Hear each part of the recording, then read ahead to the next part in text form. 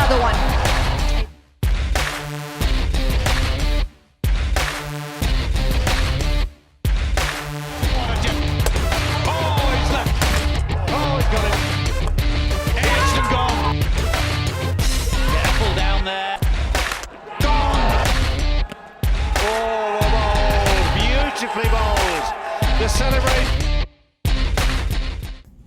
बिस्मिल्लाहिर्रहमानिर्रहीम इय्याका नअबुदु व इय्याका नस्तईन।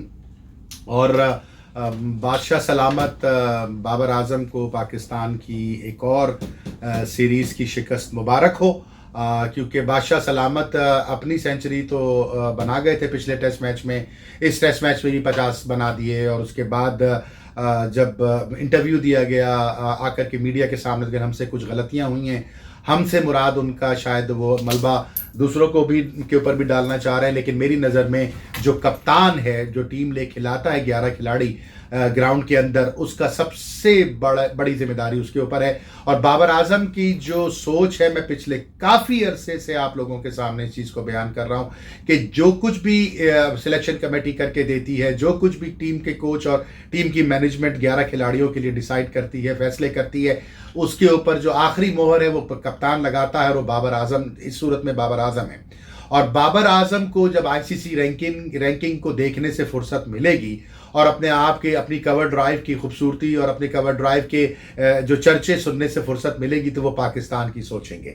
आप लोग यकीनन सोच रहे होंगे कि मैं पूरी शिकस्त का मलबा बाबर आजम के ऊपर क्यों डाल रहा हूँ। मैं हरगिज़ ऐसा करने का ख्याल नहीं कर रहा, लेकिन मैं समझता हूँ कि सबसे बड़ी जिम्मेदारी बाबर आजम की है। अब जब यही सवाल रिजवान के बारे में यूसुफ से किया गया, तो यूसुफ ने कहा कि उसके ऊपर खामोशी इख्तियार की, कहने लगे कि मेरा इसके ऊपर कोई अमल दखल नहीं है। मैं समझ नहीं पा रहा कि फिर किसका अमल दखल है, या फिर वो राजा, जिनका नाम उनके वालिदैन ने राजा रख दिया दोनों, तो वो अपने आप को वाकई राजा समझना शुरू हो गए और ऐसे ऐसे फैसले करना शुरू हो गए कि जिसका न सर है न पैर है। लेकिन बहरहाल जिस वक्त वो बाहर बैठे हुए थे, कमेंट्री किया करते थे, तो फरमाते थे कि पाकिस्तान क्रिकेट बोर्ड की लगाम जो है वो किसी साबिक क्रिकेटर के हाथ में होनी चाहिए, और जो नॉन क्रिकेटर्स आ जाते हैं वो क्रिकेट को बर्बाद कर रहे हैं। और जब से आप आए हैं पाकिस्तान के लिए कोई खैर की खबर भी नहीं आई है।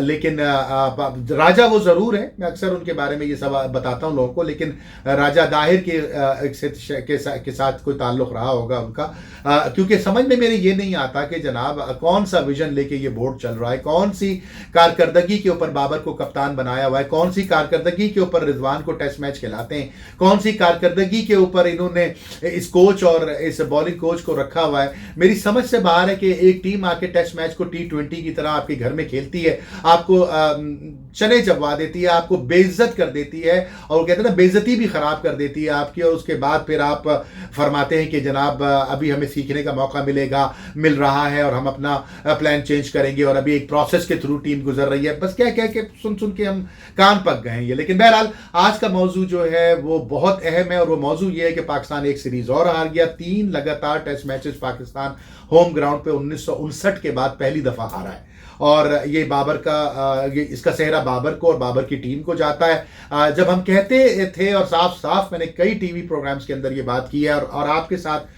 वीडियो लॉग्स के अंदर भी ये बात की है कि मेरे प्यारे भाई, जो लड़का 4 ओवर कराने के लिए क्रिकेट खेलता है, उससे जब आप एक दिन में 20 ओवर करवाएंगे तो उसका पट्ठा भी बैठेगा, उसके घुटना भी टूटेगा, उसकी कमर में भी दर्द होगा। तो यही कुछ हुआ शाहिन शाह अफरीदी के साथ, यही कुछ हुआ उसके बाद नसीम शाह के साथ, हारिस रऊफ के साथ। और आप ये समझते रहे कि आप दुनिया की बेहतरीन बॉलिंग साइड है, आपके पास तो बेंच स्ट्रेंथ थी नहीं। उस लड़के को बुला के खिला दिया फ़हीम अशरफ को, जिसने मैच से कोई मैच ही नहीं खेला था। उसके बाद अबरार को आपने उठा करके रखा हुआ था पता नहीं किस डब्बे के अंदर। अबरार को ना T20 एशिया कप में लेके आप गए, ना आप उसको वर्ल्ड कप में लेके गए, ना आप उसको पहले टेस्ट मैच में खिलाने का सोचा आपने, क्योंकि आपके अंदर कोई विजन ही नहीं है, आपके अंदर सोच ही नहीं। मुझे अफसोस इस बात का भाई, और मैं बड़ा खुल के ये बात कर रहा हूं, आप उससे इख्तलाफ करें या इत्तफाक करें, मैं आज तक उस दिन का इंतजार कर रहा हूं कि कौन सा गेम जो है बाबर और रिजवान हमें जितवाएंगे। मैं बार बार ये बात इसलिए करता हूं कि कप्तान की परफॉर्मेंस और कप्तान के कंधों के ऊपर जो जिम्मेदारी होती है, अगर वो पूरी नहीं करता तो उसका हशर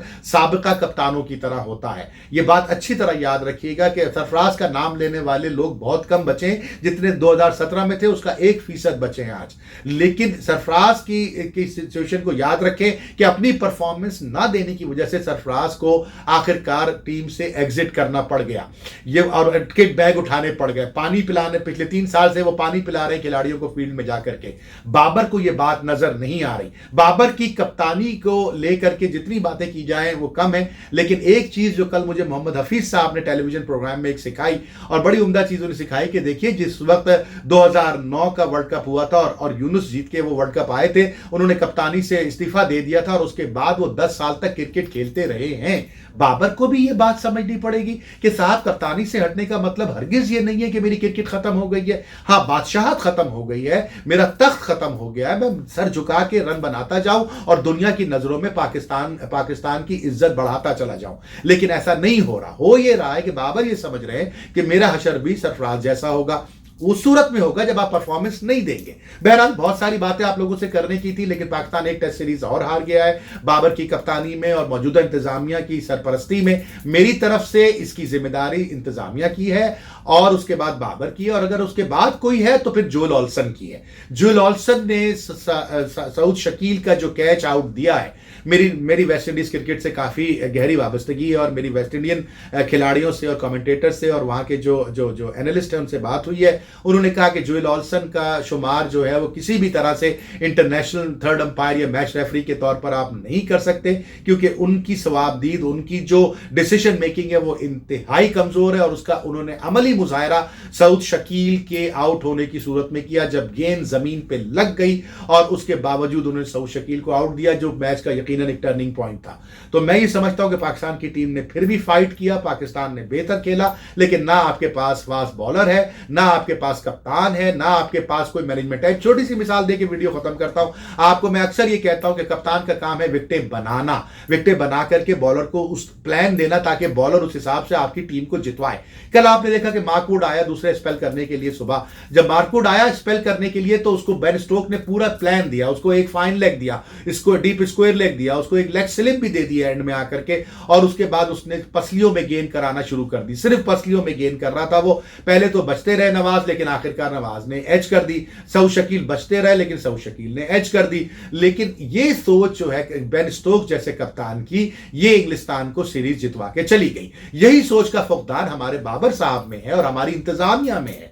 अगर आप चाहते हैं तो मैं इंतजामिया को भी उतना ही कसूरवार ठहरा देता हूं, जिनके अंदर क्रिकेटिंग सेंस और जो कहते हैं ना स्ट्रीट स्मार्टनेस, मैंने एक और प्रोग्राम में भी कल ये बात की थी कि स्ट्रीट स्मार्टनेस और सोच, पाकिस्तान की सोच पैदा नहीं हो रही इस बाबर आजम के अंदर, जिसकी वजह से पाकिस्तान मुसलसल हारे चले जा रहे हैं। कल एक जगह और बहस हुई मेरी किसी टेलीविजन स्टेशन के ऊपर, जब वो ये बात कर रहे थे कि पाकिस्तान ने फला वर्ल्ड कप में सेमीफाइनल खेला, फला में फाइनल खेला, फला में ये खेला।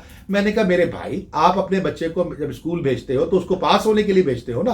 वो आकर के सिर्फ आपको ये बताए कि मैंने इम्तिहान लिया, मैंने इम्तिहान दिया, मैं फेल हो गया, कोई बात नहीं, लेकिन इम्तिहान तो दिया ना, इम्तिहान तो दिया ना।